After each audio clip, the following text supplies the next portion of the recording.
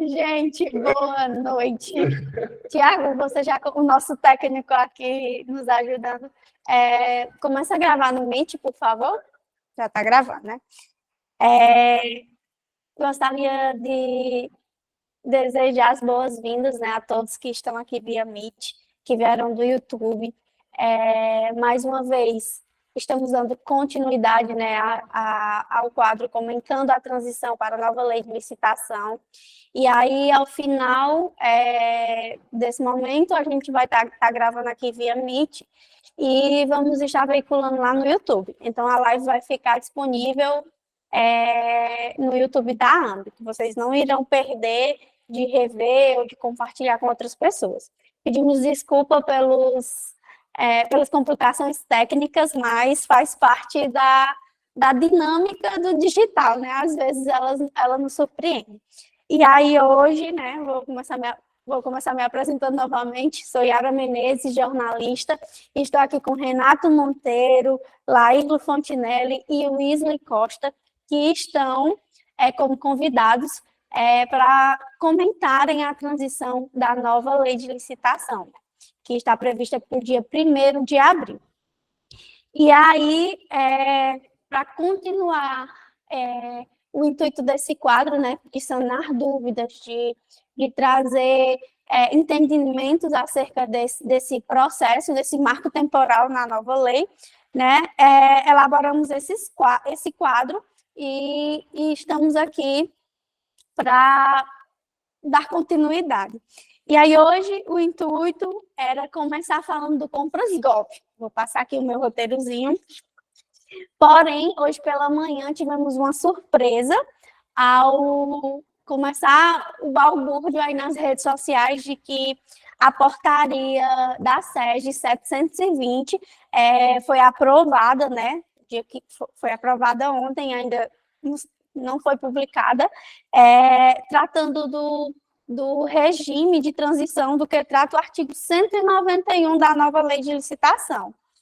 E aí, diante disso, eu gostaria que os comentaristas do quadro pudessem fazer seus pontos, né, e contrapontos em relação à relevância dessa portaria para esse período de transição.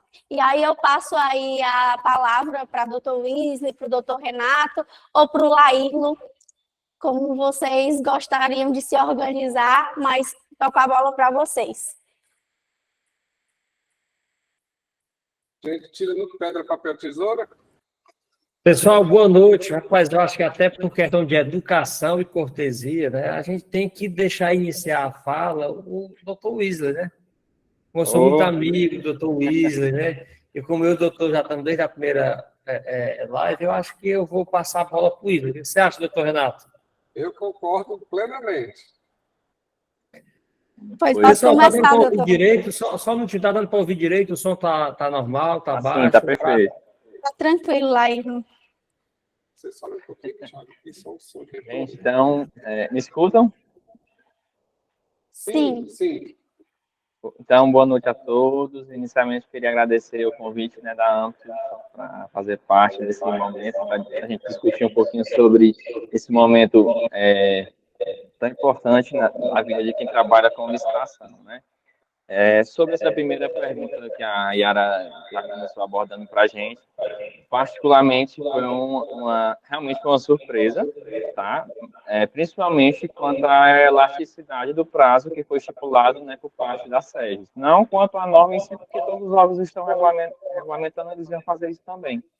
Mas, assim, pelo tão longo prazo que eles estipularam, né? Mas que, particularmente para mim, eu fiquei muito feliz, porque, assim, querendo ou não, é uma referência para a gente no que tange a questão de prazo, e eu acho que diante das questões que a gente vai abordar aqui, por que eu fiquei feliz? Justamente porque a gente tem rodado muito o Ceará, né, os diversos municípios e os demais órgãos também que estão cuidando contra essa questão da transição, e a gente tem visto o quanto dificultoso é fazer a implementação das ações necessárias quanto à nova lei.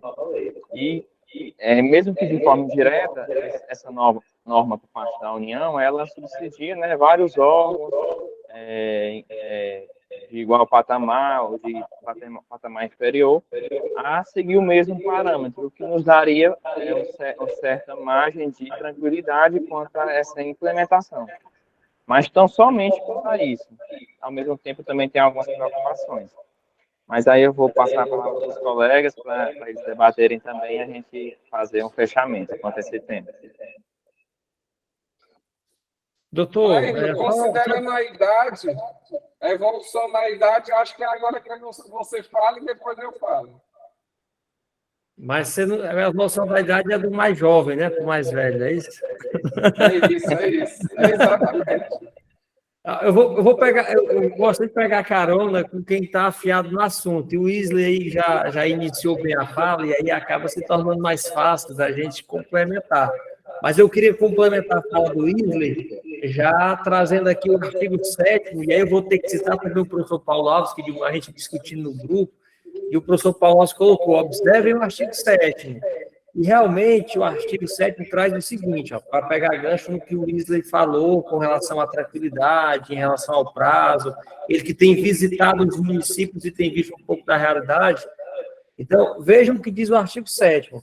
Os órgãos e as entidades não integrantes da administração pública direta federal, autárquica nacional, que utilizem o sistema de compras do governo federal devem observar o regime de transição de que trata essa portaria. Então, essa portaria ela vai, inclusive, em conta também dos municípios que estão utilizando o sistema de compras do governo federal. Então, as orientações, os prazos que estão lá, se município e estado estão adotando o Compras Gov, né, como ferramenta, também podem estar observando essas orientações, até por conta de como que o sistema vai estar adequado. Então, assim, ela conseguiu atingir, né, atender também os municípios. E aí, a gente que anda, como o Wesley bem frisou, a gente tinha uma série de questionamentos, de dúvida, que ainda não estavam claros. Por exemplo, as atas de resistir preço, né? Eu poderia aderir a uma ata de resistir preço, né? Como que o sistema ia se comportar, como que a norma, qual seria a interpretação da norma com relação a, por exemplo, as adesões às atas de resistir preço. E aqui também foi bem claro em dizer que não só os participantes, né, mas também os órgãos não participantes poderão aderir à ata de resistir preço até o limite temporal que foi estipulado vamos lá, Wesley, você que está mais afiado aí na norma.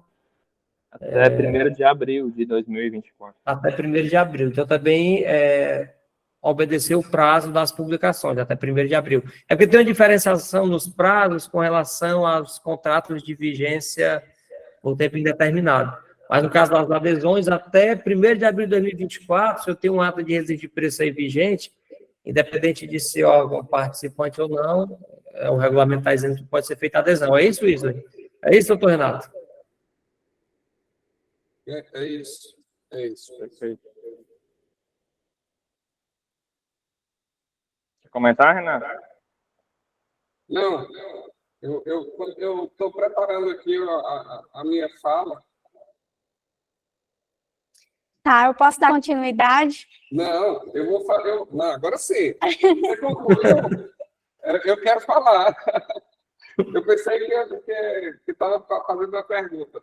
Eu estou com o olho no peixe no grado. Primeiro, pessoal, em nome do nosso time, pedir desculpas pelo atraso, mas já fundamentando também, nós estamos no processo de aprendizado aqui no nosso time, estamos tentando produzir conteúdo digital de forma mais profissional, e isso traz alguns inconvenientes.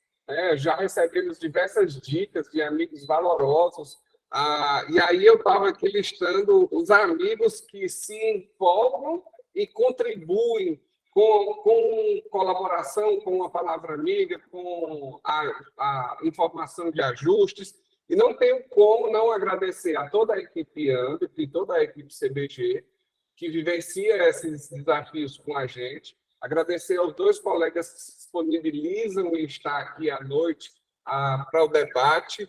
Agradecer os amigos da GIT, que sempre estão colaborando, dando apoio técnico no que diz respeito à tecnologia, a informações, a como se posicionar no marketing, a como se posicionar na frente da câmera, a blusa branca que o Bruno Eloy tanto recomenda, vai de branco, e aí está aqui, Bruno Eloy, estou de branco, viu? Agradecer ao Ítalo, ao João, amigos da contabilidade, que são também muito sóbrios nas colaborações conosco. Agradecer o companheirismo do Paulo Nagel, que sempre está com a gente aqui também, tem difundido o tema da governança. Agradecer a todo o grupo Licita também, que sempre está com a gente. Joaci, um guerreiro no que diz respeito à difusão dos temas relacionados à governança. Está liderando também no Estado aí na questão das regulamentações dos municípios e com certeza está repercutindo também esse documento hoje. Agradecer a colaboração da Eletrônica Israel, que veio aqui, nos ajudou no que diz respeito ao alinhamento dos equipamentos. Ele não tem nada a ver com licitações, mas muito prontamente veio aqui nos dar o apoio. Agradecer imensamente ao Tiago, que tolera as nossas angústias aqui. Tiago Lima está aqui atrás das câmeras, organizando tudo. E agradecer especialmente ao amigo Antônio Simões, o Toninho. Toninho é um guerreiro, um amigo de primeira hora que sempre está ajudando, dizendo também da cor da camisa, olha, você está gordinho, ajuda com tecnologia, ajuda com tudo possível e impossível para que a gente aconteça e para que a gente repercuta esses temas relevantes e que a gente coloque o Ceará num panorama diferenciado, né? Então, agradecemos demais a esses sistemas e a Doutor Software, especialmente na pessoa do Antônio Simões. Agradecemos a todos os outros amigos que colaboram conosco. Não é possível dizer o nome de todo mundo. Lá, e aí eu pensei em começar a escrever, aí eu ia passar 1 hora só falando o nome de todo mundo. Então, em nome destes, agradeço a confiança de todos. No que diz respeito à portaria 720, recebi, sem muita surpresa, o conteúdo. Eu já imaginava que algo dessa natureza fosse acontecer, mas esperava algo mais qualificado, não desmerecendo nenhum dos colegas da SEGES, mas nós, que somos municipalistas, temos que ter uma preocupação relevante com esse documento. Se nós simplesmente reproduzirmos esse documento, a gente entra numa área de perigo. Porque, veja, o que foi prorrogado aqui foi no artigo 7º, dizendo que os órgãos e entidades não integrantes da administração pública federal direta, autárquica fundacional, que utilizarem os sistemas do governo federal, devem observar o regime de transição que trata essa norma. Então, essa norma, para quem for usar o regime de transição, ela vincula, tá bem? Mas ela não vincula qual é a data de corte. E aí a gente vai para o referencial da AGU, que indicou que a autorização da autoridade competente seria a data de corte. Nesse sentido, o artigo 2º trouxe algo nesse sentido. Mas isso não isenta os municípios de colocarem sua regulamentação em prática. Nós temos aí posicionamentos seguros no que diz respeito à AGU e no que diz respeito agora à SEGES. Temos também um rol imenso de municípios e de órgãos que já lançaram suas regulamentações, como o município do Crato, amigos da gente aqui, liderados principalmente lá pela doutora Marina, e outros órgãos. Nesse sentido, nós temos que observar o que vai ser possível para o seu município como processo de transição. Enxergarmos esse documento como um documento do nosso município. A data de corte precisa ser definida no seu órgão e a data, o ato que vai fazer o uso da 8666 e das outras antigas ou da nova precisa ser estipulado. Então, eu vejo o documento com preocupação, porque parte da rede social diz que todos os problemas foram resolvidos. Podemos continuar usando a 8666 até 2024. E, de logo, eu já fiz alguns alertas, porque o artigo 2º trata e indica que o processo deve estar autorizado pela autoridade competente. E o posicionamento da peça, a autorização em cada município, ele é bem próprio.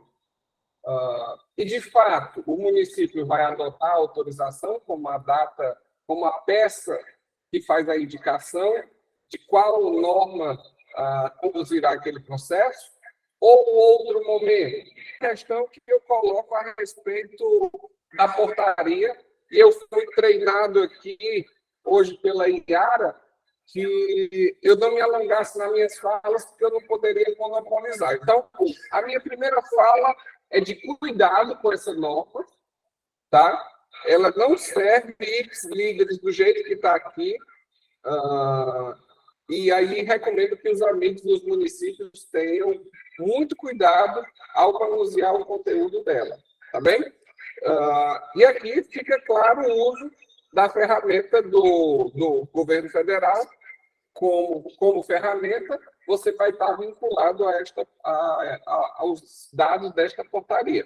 Mas aí devolvo para os colegas, até porque a gente tem outros tópicos além desse decreto. Doutor Renato e os demais participantes, doutor Wiesel, o que eu observo é o seguinte: uma norma de âmbito municipal, com certeza, ela é mais simples do que uma norma que tem que, digamos assim, abarcar, né? Que tem que englobar todo o governo federal. Então, lógico que a realidade do município pequeno, ou de médio, ou de grande porte, mas a realidade do município ela é mais simples do que a realidade do governo federal.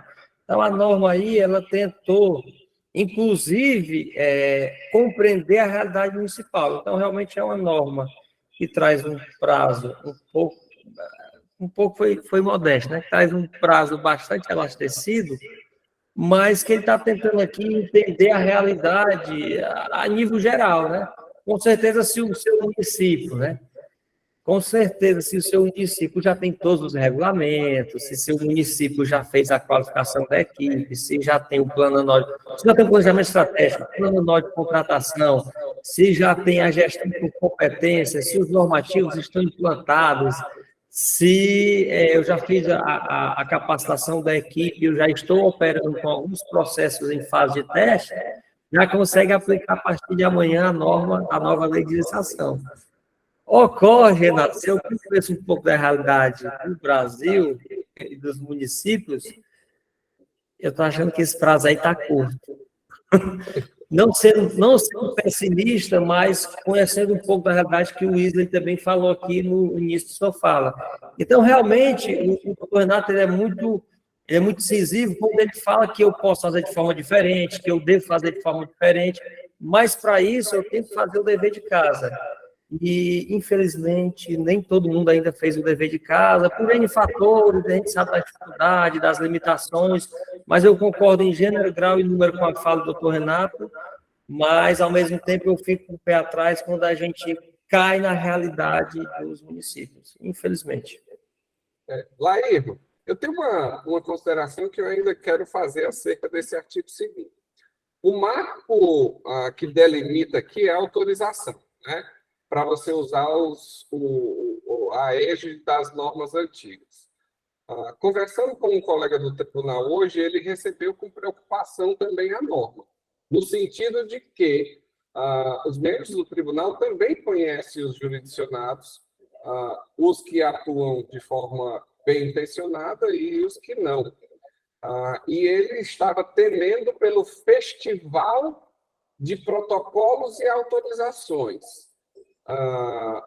E imaginava que os maiores prejudicados com esse festival de abertura de processos administrativos e autorizações seriam as pessoas encarregadas no início do processo, principalmente o setor de pesquisa de preço, que em alguns lugares se chama de setores de compras, o departamento que autoriza o orçamento. Geralmente, a autorização do secretário vem depois da coleta de preços e depois da manifestação de sustentação financeira para aquela despesa. E ele indicou uma forte preocupação da falta de realidade dessas peças e que ia ser imaginado uma forma de como indagar aos agentes públicos destas etapas de que aquela peça foi feita realmente no tempo que disse que foi feito. Né? Nós não temos o processo digital ainda nessa etapa. A gente virtualiza o edital de licitação. Algumas outras peças ainda não. Então, fico alerta com relação à fabricação de capas e processos administrativos e autorizações de autoridades competentes sem existir o devido processo instruído, tá? Então, essa é a colocação que eu faço também. Renato, Tem um sem comentário ter- aqui do professor Paulo, que acho que é relevante. Ele mencionou aqui no chat que o prazo largo tem motivo, doutor Renato, que é a variedade de prazos definidos pelos entes federativos, a SEGES precisava dar prazo largo para abraçar os variados prazos definidos por eles e contemplar todos no sistema. E aí ele ainda questionou assim, será que isso vai acontecer sim ou com certeza? E aí fica para os especialistas responderem. Professor Paulo, quase com certeza, né? Yara, eu ia justamente comentar essa brilhante colocação do professor Paulo Alves. Eu ia comentar, ia também falar que o Renato, mais uma vez, sem filtro, ele bateu na tecla-chave. E assim, doutor Renato, já está acontecendo isso na prática. Como não estava desenhado qual era a etapa, se era a publicação do edital, se era a autorização do processo, o que a gente tem visto na prática, dentro das comissões de licitação, e o Wesley também pode confirmar que tem visitado, o doutor Renato também sabe da realidade, o que a gente tem visto aí é que está chovendo de demanda, porque estava todo mundo correndo contra o prazo, porque queriam publicar os editais. Com o entendimento de que não é a publicação do edital, então provavelmente vai ser as capas dos processos administrativos, e realmente pelo fato que você bem frisou, que a gente não tem ainda o processo de forma eletrônica. Então, a gente sabe que isso não vai ocorrer, mas haveria possibilidade de lá em dezembro, alguém estar formalizando um pedido com data de abril, porque não é eletrônico. Na prática, a gente sabe que isso não vai ocorrer, mas se isso não ficar bem desenhado dentro do processo, abriria margem para questionamento desse tipo, mesmo a gente sabendo que isso não vai ocorrer na prática. Só para concluir, até assim, reforçar o meu posicionamento. Oi? Wesley, se manifeste, senão aqui eu e o Laíla vamos monopolizar o tempo. Não, só para concluir o meu posicionamento, né, que eu falei no começo. 2 pontos. O primeiro, que esse prazo que foi estendido até 2024, a gente tem que levar em consideração que é um parâmetro totalmente diferente, né, para quem se trabalha em municípios. Vejamos, lá na União, como existem vários órgãos e uma complexidade muito maior no sentido de demandas e processos, sistemas, enfim, obviamente, deve haver um grande número de processos que, dentro dessa margem que foi levantada naquele âmbito, estipulou-se esse prazo como um prazo razoável. O que não se aplica, ao meu ver, no caso de município. Por exemplo, via de regra, os procedimentos, né, a maioria dos procedimentos licitatórios em municípios são publicados em um curto espaço de tempo. Não sei, 30 dias, 60 dias, no máximo 90 dias. Então, eu vejo também que não há uma justificativa plausível para que simplesmente seja seguido esse prazo tão elastecido, sem ser considerado a média de prazo que o próprio órgão já se utiliza. E o segundo ponto que eu chamo a atenção também é o seguinte, que quem for adotar, simplesmente seguir esse prazo da SEGES, ou seja, até 2024, deve levar em consideração, por exemplo, algumas problemáticas, tais como as questões das pesquisas de preço, né? Porque, vejamos, a publicação de um procedimento em 2024, com cotação feita até 31 de março de 2023, muito provavelmente já vai estar com preço defasado. Então, vale a pena né? Fica a pergunta também para a gente discutir se essa licitação vai ser viável ou não, tá? Então, para fechar, era isso. Eu não estou conseguindo. A mensagem da chamada. Consegui aqui visualizar. O professor Paulo ainda fez 2 comentários, eu vou ler aqui para vocês, e aí, se houver. Se alguém quiser comentar de volta, fica aberto, senão a gente continua. O ato optando pelo uso da 866 tem que ser logo no início da instrução. Não faz sentido ser no TR, até porque os demais atos da fase interna terão que ser regidos por uma norma ou outra, ou seja, a opção já terá sido tomada. E, pessoalmente, ele acredita que deva ser no documento que abre o processo. Documento de formalização da demanda, solicitação de despesa ou outro nome que tal documento tenha. E aí, Lair, Wesley, doutor Renato. Paulo, há uma divergência dos municípios, divergência não, uma modelagem um pouco diferenciada. A autorização do processo, geralmente só se dá depois que o secretário, na grande maioria das vezes, toma conta do preço médio do produto e se há impacto orçamentário. O que o governo federal chama muitas vezes de DFD, documento de formalização de demanda, e quando ele formaliza a demanda por ele já ter planejado, já está dentro de um planejamento estratégico, então já existe a autorização para os entes municipais que não têm planejamento estratégico. A autorização se dá só depois que ele conhece o preço e vê se tem impacto orçamentário. Deus vai ouvir e vai mudar isso.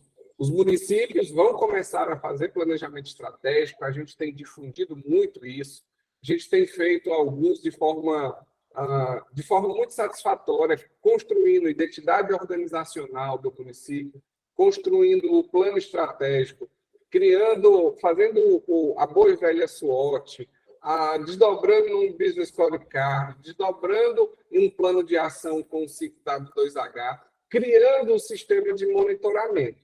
Nessa nova perspectiva, nesse novo modelo de administração pública municipal, a gente vai poder dizer que o produto ou o serviço solicitado já faz parte de um planejamento e já deve estar autorizado, porque ele passou por um PCA, porque ele passou por um planejamento estratégico. Mas, na realidade atual dos municípios, o documento se chama meramente de solicitação de despesa. Essa solicitação traz o que o secretário precisa e a justificativa. E pede que seja pesquisado o preço e a visitação ao orçamento para saber se tem saldo orçamentário, diferentemente da União.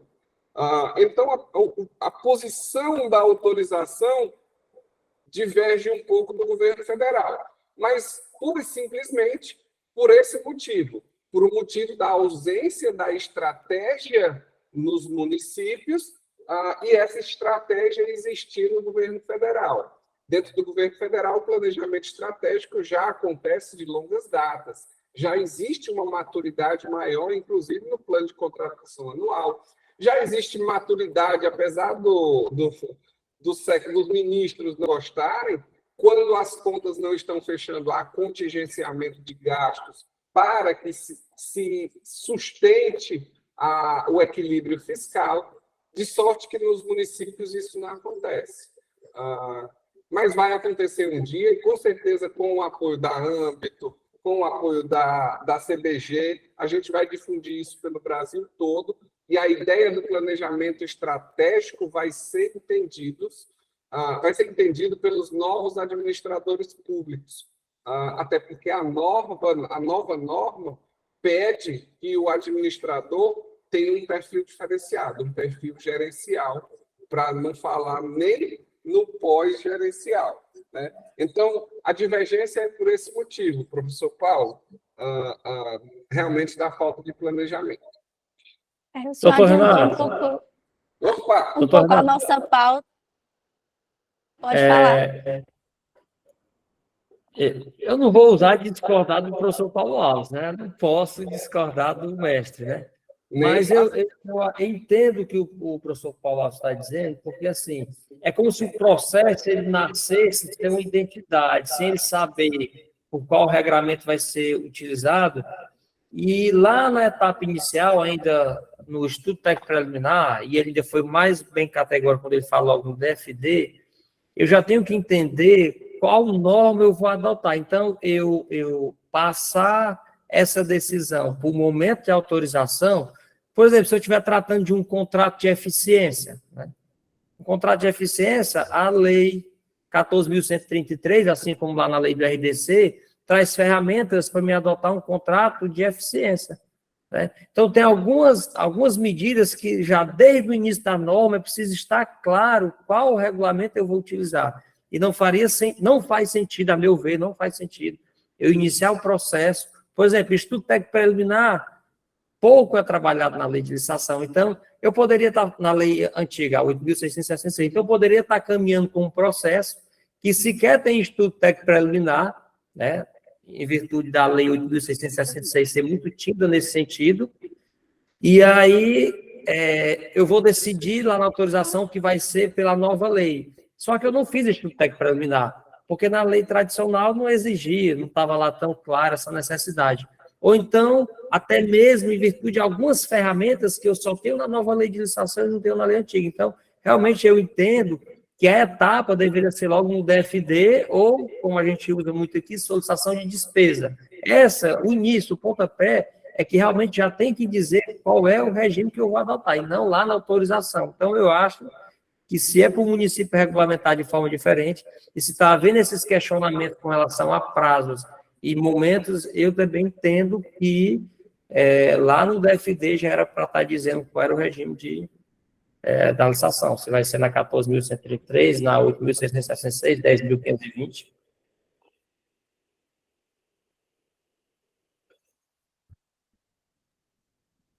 Já, vamos para frente? Vamos tocar para frente. É porque eu estou acompanhando aqui o pessoal nos comentários. E aí, a pauta de hoje seria compras Gov, não é exatamente, doutor Wesley? E aí a gente trouxe esse comentário inicial sobre a portaria 720, mas vamos tomar os rumos para falar do Portal Nacional de Compras Públicas. E aí a pergunta que vai guiar aqui a continuidade do nosso momento é que o Portal Nacional, né, foi instituído pela Lei 1433, que inaugura o novo marco na modernização da logística da administração pública, principalmente no que se trata as contratações públicas. E aí, doutor Wesley, Laírlo e doutor Renato, sobre o que a lei trouxe em relação ao PNCP, quais inovações são interessantes em se destacar para o pessoal, que está no dia a dia da administração pública? Vou abrir aqui as falas. Bom, aqui em âmbito estadual, né, nós já temos o portal de licitações do TCE. Então, assim, nós já temos uma ferramenta, né, para fins de publicidade dos procedimentos licitatórios, que já é um grande avanço por parte do Estado em si. No entanto, com o PNCP, nós temos agora o fato da centralização. Né? Então, assim, todos os entes e níveis de governo estarão publicando seus procedimentos em um portal. Assim, o que é muito bom no sentido de publicidade, transparência, né? Para todos, tanto para o público também como para o privado, que vai ter uma única fonte para fins de busca, né? De dados, ou então qualquer outro interessado. Então, assim, a maior ressalva que eu faço é essa. Obviamente, tem várias outras questões a nível de processo, tais como a questão da necessidade de publicação dos atos, né, por inteiro dos procedimentos licitatórios, que para a gente vai ser um grande desafio. A gente que já utiliza o portal de licitação do TCE sabe como anexar documentos em um portal, mas, assim, para fins de publicidade, né, vale muito. Então, o comentário que eu faço em relação ao PNCP, basicamente é esse. Passei a palavra para os colegas. Da minha percepção do PNCP, foi uma grande surpresa a coragem da criação do PNCP, né? Inclusive, estava dentro do planejamento estratégico advindo dos compromissos internacionais que o Brasil assumiu no sentido de combater a corrupção e de trabalhar para entrar no momento de dados abertos, de governo aberto, né? O que eu destaco foi um dos maiores ganhos que a população teve. A transparência e o rigor trazido pelo PNCP para a existência e validade de um contrato foi um ganho inestimável para a sociedade. Os operadores da administração pública podem não ter ficado tão satisfeitos, porque ela é uma regra que dá nulidade. Ela é capaz de dar nulidade a um processo, a um contrato, se ela não for utilizada. E a administração, por vezes, tem o descuido de publicação. Isso não é raro. A gente trabalha também com defesa junto a tribunais dos agentes públicos. Não é raro, há o esquecimento ou há a desídia mesmo na informação, na transparência do dado, e a criação do PNCP traz a segurança para a sociedade de que o contrato só terá validade efetivamente se estiver dentro do PNCP. Então, esse é o...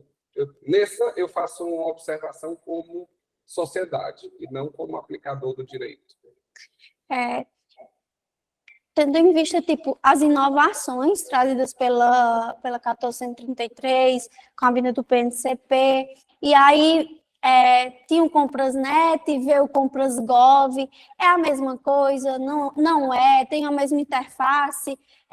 Como é que esses servidores públicos têm enfrentado essa transição de Compras.gov para Compras.net, de Compras.net para Compras.gov, perdão.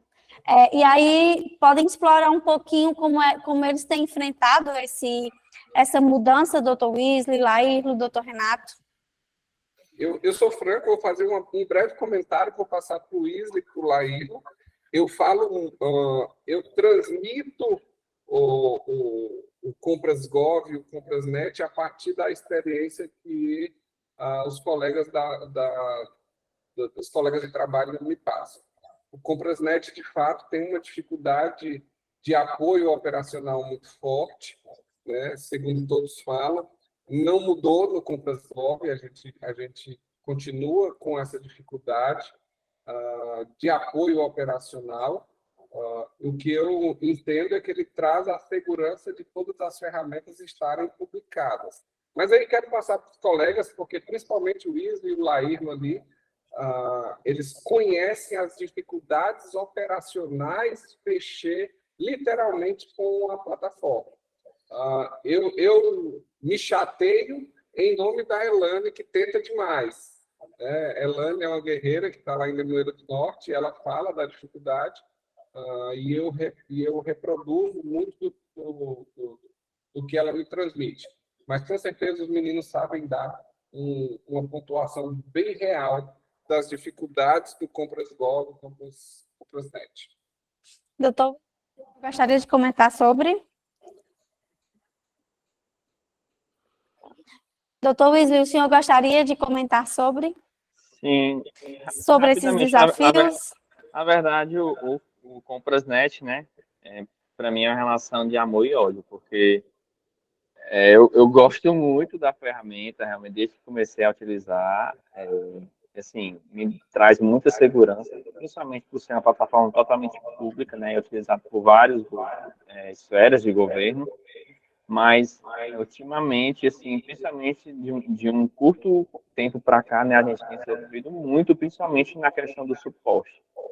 E eu vejo que isso é um grande desafio e uma grande dificuldade que a gente tem enfrentado no dia a dia dos municípios que estão tentando fazer essa migração, até mesmo para um simples cadastro, né, da entidade, de um retorno quanto ao cadastramento de um usuário. E aí os colegas que que já utilizam essa plataforma também vão poder referendar isso. Então, assim, é uma dificuldade grande. Agora, sim, ao mesmo tempo, quando funciona, quando está tudo direito, particularmente gosto muito, principalmente por essa questão da segurança, né? Então, assim, o comentário que eu acho importante frisar. Luiz, antes de eu iniciar minha fala, eu queria mandar aqui um abraço para um grande amigo que mandou mensagem aqui no privado, o doutor Ítalo, um dos maiores contadores aqui do estado de Ceará. Nosso amigo contador. Ele, na verdade, ele mandou mensagem para mim e para o professor Paulo Alves. Depois eu explico para o professor Paulo Alves. Mas, Ítalo, um abraço para o irmão. É um prazer ter sua presença aqui nesse espaço. E o Ítalo é um grande amigo que também está aí diariamente aí na luta, visitando os municípios, né? Trabalhando na área de contabilidade, mas que é um profissional exemplar. Tiro o chapéu para ele. Eu deixei os amigos falar, porque assim, depois que o doutor Renato fala e o Isla, aí fica mais fácil a gente comentar, né? Porque aí a gente vai estar só complementando o que já falaram de forma bastante brilhante. Mas a gente tem que ver o Portal Nacional como uma ferramenta que vai além da publicidade e além do princípio da transparência. Realmente é uma ferramenta de grande importância, porque ele, de fato, ajuda na aplicação da governança das contratações. Porque a gente está lidando com uma ferramenta que ela não tem só o papel de dar publicidade ou de atender o princípio da transparência. Ela é uma ferramenta que vai além. E uma ferramenta, inclusive, que eu acho bastante parecida com o que a gente já vê no dia a dia, né? Com relação às compras particulares. Então, é uma ferramenta que vai me dar visibilidade, que vai me dar a capacidade de conhecer melhor o prestador de serviço, de conhecer melhor o órgão público. Então, lá eu vou ter que estar com meus planos de contratação anual publicado, lá eu vou conhecer a realidade do prestador de serviço. Então, é uma plataforma que, de fato, vai contribuir significativamente com a governança das contratações. Então, a gente não está ali com uma ferramenta que é simplesmente de publicidade, né? Uma ferramenta que tem o poder de alcançar a transparência dentro do órgão. Não, a gente está com uma ferramenta bem mais dinâmica, né? E eu não falo dinâmica no sentido de operação, né? De estar ali trabalhando com a ferramenta que o Isla já falou com relação ao Compras Gov, e aí é preciso a gente deixar claro que a gente precisa dessas plataformas para que, de fato, a informação chegue no Portal Nacional. Porque o Portal Nacional é onde as informações vão chegar, mas a gente vai ter aí o Compras Gov e outras ferramentas que vão transferir a informação para lá. Mas o Portal Nacional em si, ele tem um poder muito grande no que diz respeito à aplicação das governanças das contratações, porque, de fato, eu vou poder conhecer melhor tanto o prestador de serviço como o órgão da administração que está licitando. E ela tem um papel aí de unificar, né, Brasil afora, todas as contratações. E a gente pode citar aqui N vantagens, como, por exemplo, eu conhecer o preço de produtos que vão estar no Brasil inteiro, conhecer o planejamento de contratação anual dos diversos órgãos, conhecer se o prestador de serviço se comporta de forma adequada junto à administração. Então, assim, é uma ferramenta que veio a somar, né, que foi uma das grandes inovações aí da nova lei de licitação.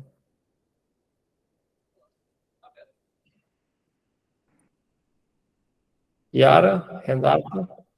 Vou tocar aqui, né? Vamos lá. Como a administração pública municipal tem enfrentado a transição, acho que a gente já abordou um pouco disso, mas eu queria entender e queria falar aqui, né, sobre a preparação desses servidores para atuar dentro dessa nova plataforma, que é o Compras Gov, e estão realmente preparados para receber todas essas inovações, ou há dificuldades de fazer isso na prática? E aí eu queria que vocês pudessem explanar um pouco sobre isso. Novamente, eu já vou abrir aqui a fala. Quer falar, Renato? Capacitação, a gente fica sem saber como explicar. Há uma carência de capacitação dos servidores públicos generalizada, tanto nas leis antigas, inclusive, e principalmente com a lei nova. Importante destacar que a lei nova ela é metade normas de licitação e o restante dela ela é norma de governança, é norma de processos gerenciais, é norma de modelo de administração pública. Então, nós teremos uma longa trajetória de capacitações, principalmente no Norte e Nordeste, que temos o hábito de capacitar as pessoas que são nomeadas e não priorizar os concursados. A situação um pouco diferente do que a gente encontrou em São Paulo. Eu e Laírno estivemos em São Paulo e, de certa forma, nos surpreendemos numa enquete, quando perguntamos quantos servidores públicos ali estavam e o auditório quase todo era de servidor público concursado. Isso foi uma grata surpresa. Mas capacitação, de fato, é um grande desafio.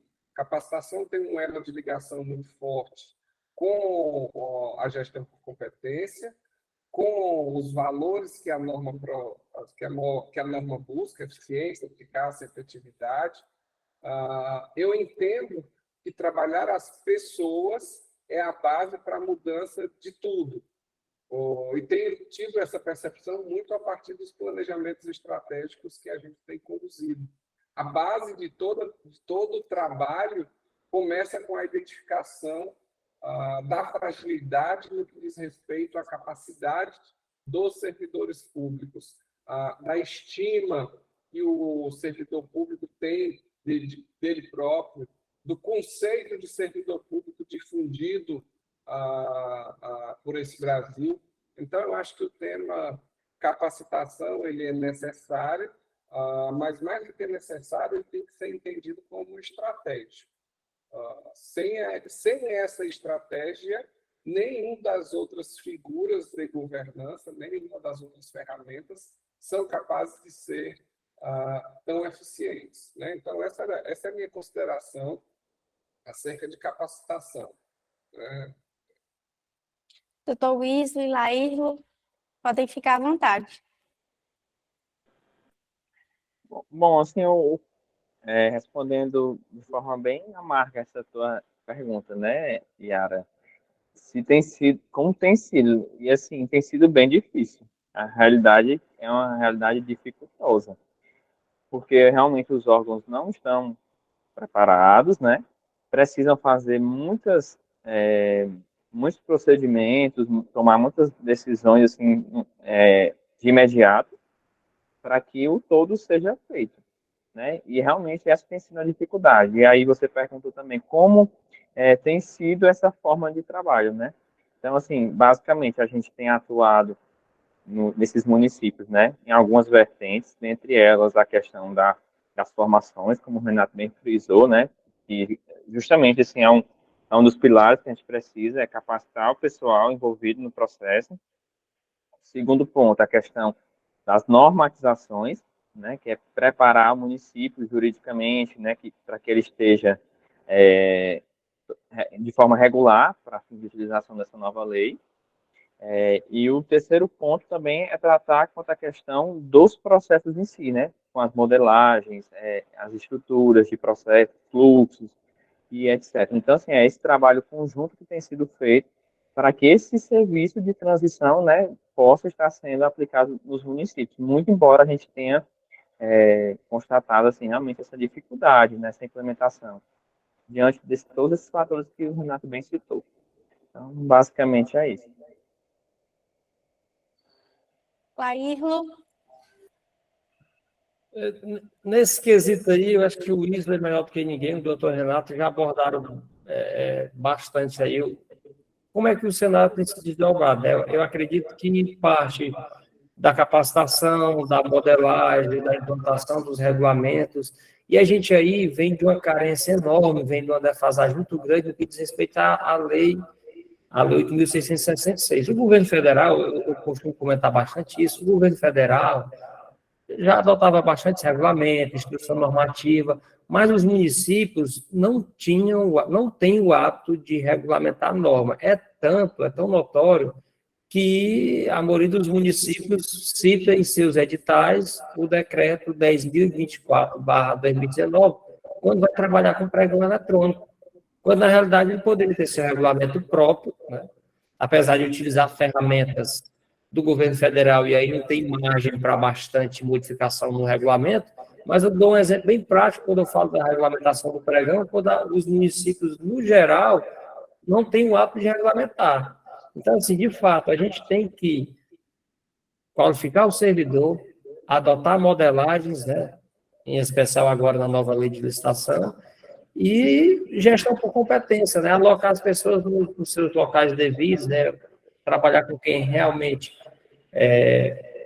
tem a competência para aquelas habilidades, mas eu acho que um dos pontos cruciais que a gente peca muito nos municípios, no geral, é não regulamentar, e agora a nova lei não vai haver margem para isso, e a falta de regulamento também vem a falta de capacitação. Porque, assim, de nada adianta, eu tenho discutido e batido bastante nessa tecla, de nada adianta eu adotar o regulamento do governo federal ou eu adotar um regulamento municipal se eu não qualificar a equipe que vai estar participando. E aí o professor Paulo Alves, ele fala de forma brilhante do macro processo de contratação. Eu tenho que entender o processo de contratação de forma ampla, desde o planejamento até a execução contratual. Nesse processo, que vai do planejamento à execução contratual, eu tenho diversos agentes envolvidos que precisam entender as ferramentas e dos regulamentos, e para isso eu preciso ter os regulamentos, ter as ferramentas de tecnologia que estão sendo adotadas, e, acima de tudo, ter pessoal qualificado. Né? E é isso que a gente tem na nova legislação, e a gente tem lutado, o Wesley falou bem, também quando citou essas visitas aos municípios, a gente tem lutado para trazer essas modelagens, para orientar nas regulamentações, para qualificar, mas é uma cultura, né, uma cultura organizacional, podemos dizer assim, e vem de um atraso aí de 30 anos com relação à lei tradicional, porque a gente não tinha um hábito de regulamentar. Diferente do governo federal, que a gente vê que tem diversos regulamentos. Isso. Só fazer um complemento aos amigos. Infelizmente, os gestores públicos ainda enxergam a capacitação como despesa. Né? Isso é uma fala que somos obrigados a escutar sempre. Ah, mas capacitação é despesa. Nunca foi despesa. É investimento e investimento estratégico. Sim. Estamos aí nos 20 horas e 12 minutos, né? Vamos tocar o barco um pouquinho. E aí, vocês abordaram um pouco aí sobre as dificuldades, sobre a falta de estrutura da administração pública, das prefeituras, né?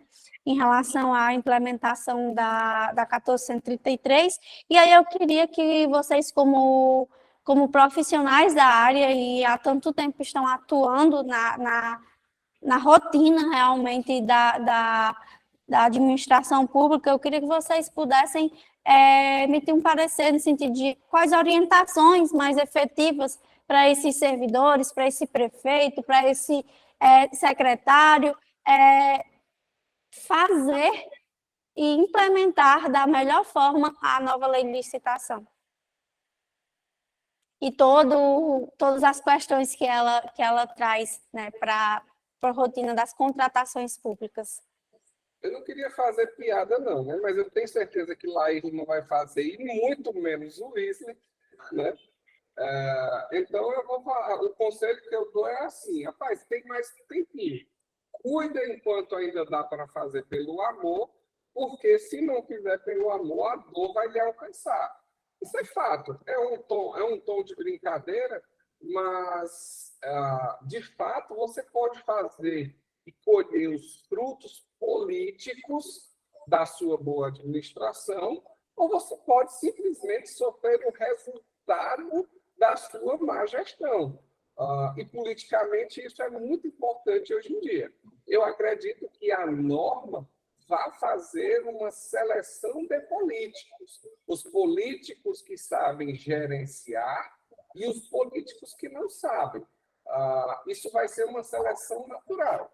Então, para lá da brincadeira, o conselho que eu dou é que, de logo, enfrentem os temas, temos diversos exemplos aqui no Ceará, aqui no Brasil, de gestores públicos que decidiram, de fato, enfrentar os temas que a norma traz, e têm feito isso com louvor, né? Só temos a parabenizar. Eu não realço muitos que não estão fazendo. Eu gosto de realçar os que tomaram para si a obrigação e estão trabalhando para fazer diferente e que estão trabalhando para mostrar que são gestores e que merecem a confiança da população, que dentro da cadeia de governança, a população é o mandatário, é a cadeia mais alta, é o patrão. Então, eu acho que o que a gente tem a falar da norma é isso. E aí também tinha cumprimentado o Ítalo, mas cumprimento de novo, e já dou notícia, Ítalo é um cara que trabalha além do normal pela inteligência no que diz respeito à contabilidade. Temos dialogado muito aqui acerca de como fazer processo de contabilidade inteligente. Contabilidade não é processamento de papel, contabilidade é muito mais que isso, e encontramos, principalmente no Ítalo e no João, pessoas que entendem dessa forma. Grande abraço também, mestre Ítalo, transmito um abraço a João, pessoas incríveis. Laírlo, doutor Wesley, podem tomar a palavra. Eu ia aproveitar para fazer o marketing, né, Renato? Qual o conselho que vocês podem dar? Eu ia dizer, contratem a Âmbito para fazer serviço de transição no município de vocês. Mas brincadeiras à parte, assim, como a gente já bem abordou aqui, né, são muitas frentes que a gente precisa atuar nesse sentido para fins de implementação. Então, assim, realmente exige do gestor essa mudança de postura, esse olhar, né, quanto à questão da implementação, das medidas que são necessárias, quanto à necessidade de formação, quanto a realmente essa mudança que é necessária para que também mude de paradigma. Então, enquanto não houver essa conscientização, né, por parte do gestor para que revolucione a sua administração, nada disso vai acontecer. Então, assim, pelo curto espaço de tempo que tem, independente de quando a administração se propor a utilizar novas licitações, o que eu posso frisar mais agora é isso, né? Assim, essa necessidade de mudança de postura. Aí, Só uma dúvida, é só o Antônio que não está aparecendo a minha imagem, porque o Antônio, liga a tua câmera, eu estou com ela ligada, ele mandou o print aqui. Alguém consegue ver a minha imagem? Estou te vendo, normal. É só o Antônio mesmo, é porque já me vê muito pessoalmente, aí a câmera dele... Em alguns momentos falhou, mas na grande maioria do tempo você está aparecendo aí. Então acho que quem convive com o doutor Renato já conhece bem assim, a fala e o desejo, a vontade de mudança que ele tem. Inclusive, ele tem insistido que se não for pelo amor, é pela dor. O meu medo, assim, o problema que eu vejo é que parece que essa dor ela recebe um efeito anestésico que dói anos lá na frente. E, infelizmente, a gente vai ter que observar que a gente não tem tempo hábil um acompanhamento dessa situação. E eu concordo com o Renato, se não for pelo amor, que seja pela dor. Agora, infelizmente, a dor demora um pouco para chegar até o gestor. E a gente sabe que a gente tem aí situações em que as prestações de conta, os casos são analisados com uma certa demora e até é compreensível.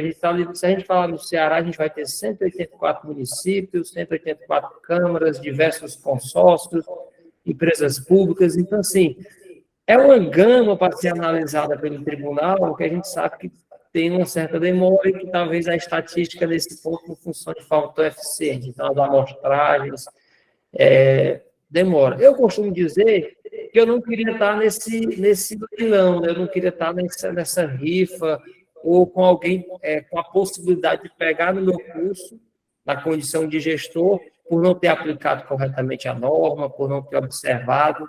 Mas, infelizmente, ocorre alguns não pensar dessa forma.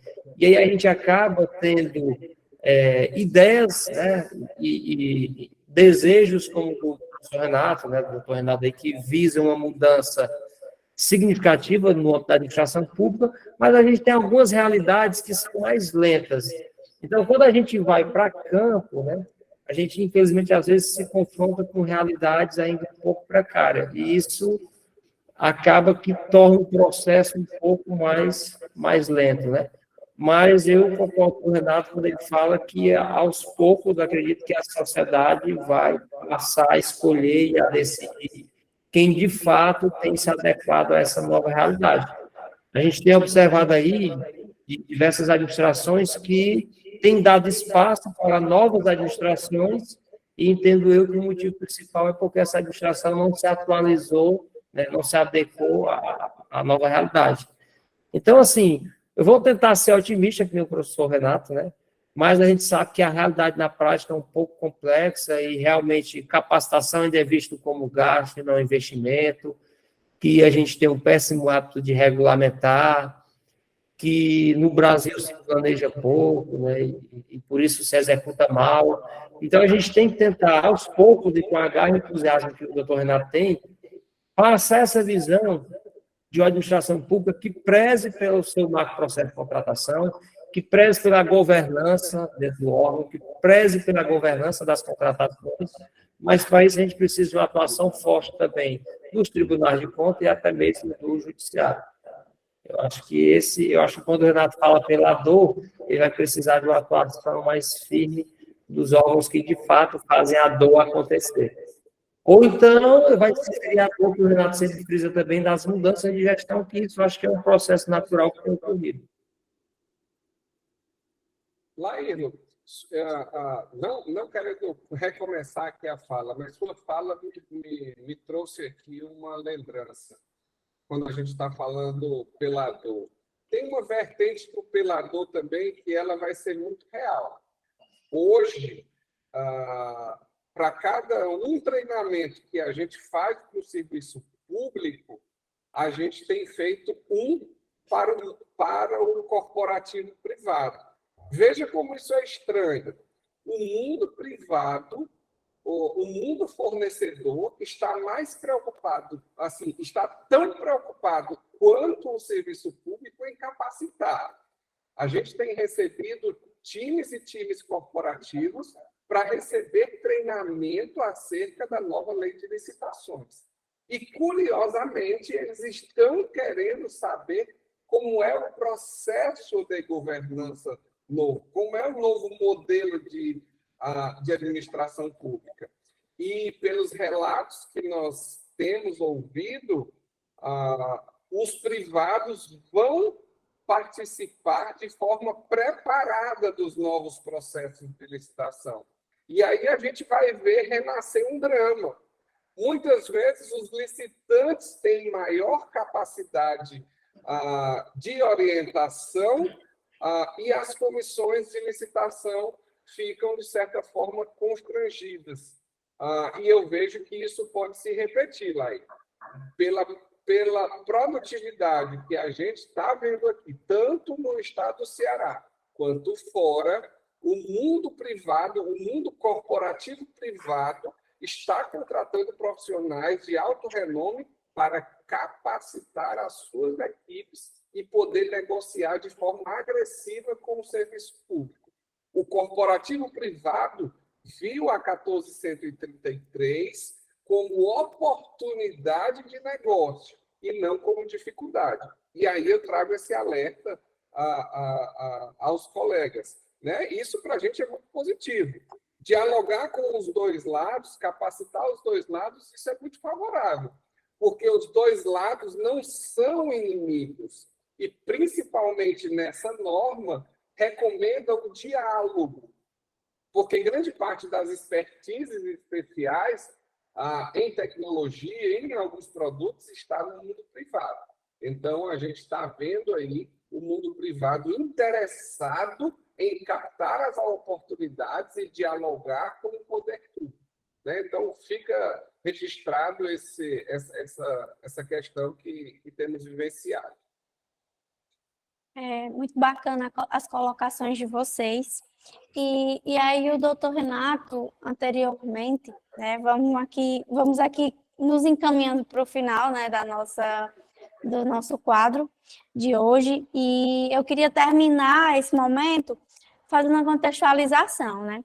Desde 1993, que a 866 rege o cenário das contratações públicas brasileiras, são aí 30 anos ao todo, e agora apenas há 2 anos, vocês comentaram muito, né, que a nova lei ela vem com uma perspectiva mais gerencial para as contratações públicas, para atender a administração pública como um todo. E isso pega muito a questão de mudança cultural, mudança organizacional das atitudes e da forma de pensar desses gestores, desses servidores públicos. E aí, como esses agentes envolvidos, eles têm recebido essas pequenas pílulas de inovação trazida pela nova lei de licitação, e como é que isso tem se delineado na prática? Eu queria fechar falando de mudança cultural, deixar... E eu vou falar da prática, não vou nem explicar a mudança cultural. Mudança cultural é uma coisa demorada, difícil, é gradativa. Não se muda cultura com lei, se muda cultura com atitudes, com processos diferenciados. Mas eu vou trazer um exemplo para eu fazer a minha fala. Dentro dos processos de planejamento que nós temos desencadeado nos municípios, no primeiro dia de treinamento, de encontro, onde nós estamos ali discutindo a identidade organizacional daquele município, onde a gente está trabalhando muitas vezes ali a SWOT, onde nós estamos trabalhando as peças iniciais, nós temos uma resistência incrível dos servidores públicos. E, pasmem, dos servidores públicos da alta administração, porque é quem participa do primeiro momento.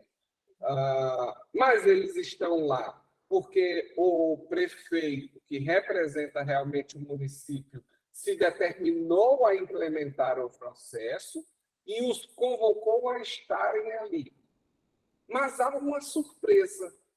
No segundo dia de treinamento, no segundo dia de facilitação, não é treinamento, né? Porque, na realidade, quem constrói a estratégia, a identidade, são as autoridades municipais. No segundo dia de facilitação, as pessoas começam a interagir, entender estrategicamente para que serve isso, principalmente quando a gente está na construção do BSC, do Business Scorecard. E mais ainda quando a gente passa para a construção do plano de ação. Quando você começa a identificar objetivos estratégicos, metas, indicadores, e começa a dar CPF a quem vai fazer, os atores municipais começam a entender e começam um processo de sensibilização e mudança de cultura, que tende a ser comunicado quando ele chega na secretaria. Por óbvio, nós estamos começando uma caminhada. Não dá para esperar que a administração, a partir do primeiro treinamento de estratégia, seja mudada completamente. Isso são sementes que são transferidas de líder em líder. A gente trabalha muito o conceito de liderança. Liderança não é apenas o prefeito. Liderança são as pessoas que têm a capacidade de motivar outras pessoas a mudar o seu ambiente. Têm a capacidade de influenciar positivamente para que aquele processo, aquele ambiente, busque outros resultados. Então, a minha fala vai muito da realidade prática que temos vivido nos momentos de planejamento estratégico pelos municípios por onde temos passado. Isso, para a gente, é gratificante. No primeiro dia, a gente se sente um pouco atingido, porque estamos oferecendo um processo que a gente entende, mas no segundo dia nós nos recuperamos, nos revigoramos com o resultado que a administração devolve para a gente no que diz respeito à satisfação. Então, a minha fala é nesse sentido para a pergunta da Yara. Se o doutor Laírlo e o doutor Wesley tiver alguma colocação em relação à mudança cultural, podem se sentir à vontade. Senão, a gente vai se encaminhar para o encerramento.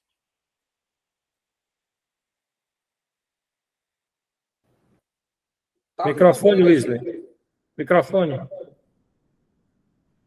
O Renato já colocou assim, a maior relevância que eu também observo no que está já novamente. Então, assim, sinto-se já representado com a minha fala.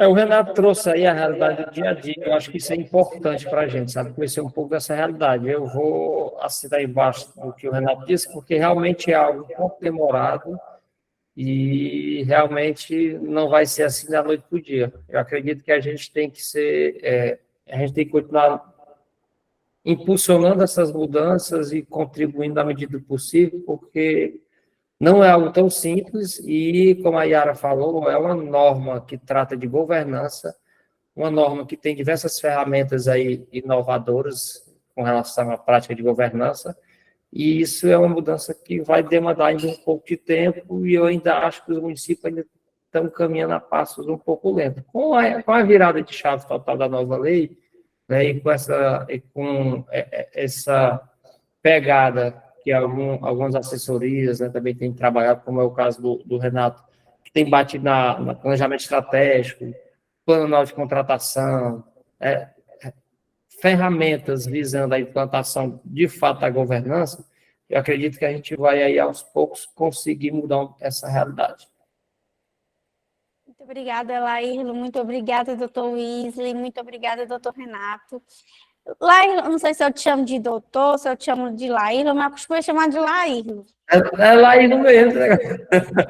Aí eu... É muito ter aprendido o nome Laírlo, porque em muitos locais o pessoal não consegue falar o nome, né, Laírlo? Verdade, agora o Renato falou tudo. Tem muitos locais aí que não acertam nem o nome, então tá de bom tamanho. Pessoal, Eu consigo dizer, Yara, para baixa a patente e aumento de salário. Negócio de doutor, não tenho nada de doutor, é Laírlo mesmo. Tá certo. Pessoal, eu queria fazer 2 intervenções rápidas. A primeira intervenção é para mandar um coração para meu sócio, meu amigo, meu irmão Paulo Alves, tá? E a segunda intervenção é para eu mandar um grande coração para o meu amigo Davi, que está aniversariando hoje, dizer que a gente te ama demais, que desejamos tudo de bom, saúde, paz, harmonia, que você continue sendo essa pessoa maravilhosa que é. Um grande abraço. Não tinha como deixar de homenagear tanto meu amigo Paulo, como o Davi pelo aniversário dele hoje. Feliz aniversário, doutor Davi. E professor Paulo Alves, é sempre uma honra estar com ele, né? Dividir momentos. E aí eu finalizo esse momento de hoje, o segundo ao vivo, falando do quadro, né, comentando a transição para a nova lei de licitações, a Lei 1433. E aí eu peço a vocês, né, para ir lá no Instagram da Âmbito, curtir, seguir a Âmbito, curtir as publicações, e no LinkedIn, para quem tem LinkedIn, e no YouTube. Então todas as redes sociais da Âmbito estão aí para vocês poderem acompanhar todos os conteúdos que a gente vem publicando em relação à nova lei de licitação, gestão de risco, PCA e diversas novidades em relação às contratações públicas. E desejo uma boa noite e até o próximo encontro. Um abraço, pessoal. Fiquem com Deus. Abraço. Boa noite.